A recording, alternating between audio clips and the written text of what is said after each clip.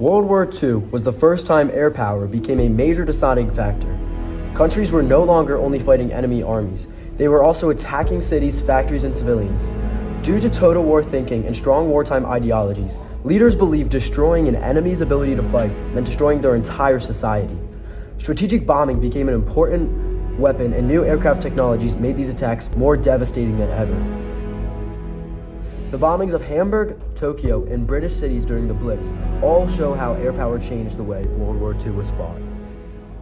The Allied powers believed they could weaken Nazi Germany by attacking major industrial cities from the air. Hamburg was Germany's second largest city and an important location for shipbuilding, U-boat production, and transportation. Under a total war strategy, the Allies believed that destroying these targets would slow Germany's war efforts and hurt civilian morale. The British Royal Air Force bombed Hamburg at night and focused on large areas of the city, while the American Air Forces bombed during the day and aimed at more specific factories and shipyards. The Allies also used new tech to make their attacks more effective. One example was a radar countermeasure called Window, which used strips of foil to confuse German radar systems. This gave Allied bombers better protection and allowed larger bombing raids to reach the city. On July 27, 1943, Allied bombers dropped thousands of incendiary bombs on Hamburg.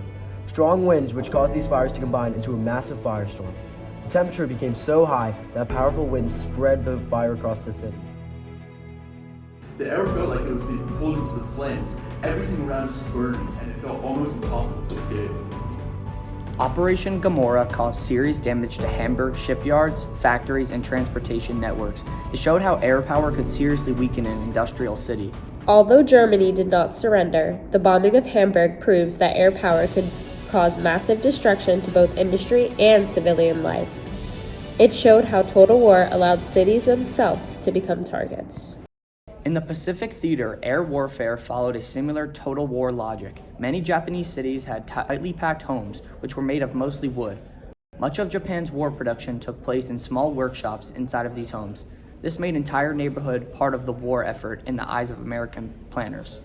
American military leaders believed bombing cities like Tokyo would destroy Japan's ability to produce weapons and supplies. They also believed they would lower morale and force Japan to surrender. On the night of March 9, 1945, American B-29 Super Fortress bombers launched Operation Meeting House. The bombers flew at low altitude and dropped large numbers of Sadari bombs over Tokyo. The fire spread quickly and burned a huge part of the city. The sky turned red, and the heat made it hard to breathe. People were running everywhere to try to survive. This attack became one of the deadliest air raids in history.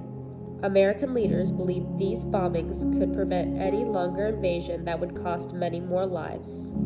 The bombing of Tokyo showed how powerful new aircraft and bombing tactics had become. It also raised serious ethical questions about the targeting of civilians, which became a key issue in total war.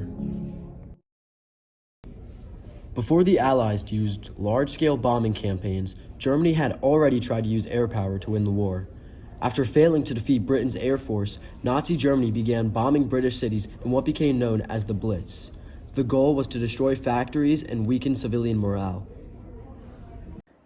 German leaders believed bombing cities like London and Coventry would force Britain to give up. The Blitz failed to make Britain surrender. Instead, it strengthened British morale and led to better air defenses like radar and coordinated fighter responses. The Blitz showed that while air power could cause some huge destruction, it also had its limits. The bombing of Hamburg, Tokyo, and British cities during the Blitz showed how air power became a major part of World War II, driven by ideology and total war thinking. Countries used new technologies to target industries, cities, and civilians. All power did not single-handedly decide the outcome of the war. It played a crucial role in shaping how the war was fought and left lasting questions about the cost of modern warfare.